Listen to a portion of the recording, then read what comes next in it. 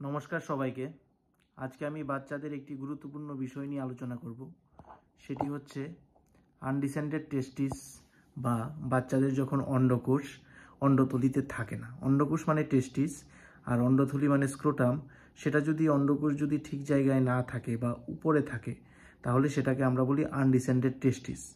ঠিক আছে, এখন এরকম যদি কন্ডিশন বাচ্চাদের হয় তাহলে মা বাবার সেটাকে নোটিস করতে হবে বা লক্ষ্য করতে হবে। তাই বাচ্চাদের যদি স্ক্রোটাম বা অন্ডথলিতে যদি অন্ডকোষ না থাকে একদিকে বা দুদিকে যেটাই হোক, আপনারা সঙ্গে সঙ্গে নিকটবর্তী সার্জনকে দেখাবেন।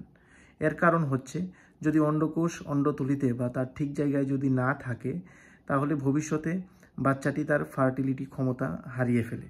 তাছাড়াও ইঙ্গুইনাল হার্নিয়া, তারপর টেস্টিসে ক্যান্সার বা অন্ডকোষে ক্যান্সার এবং টেস্টিকুলার টর্শন বা অন্ডকোষ ঘুরে যাওয়া, এই সমস্যাগুলো হতে পারে।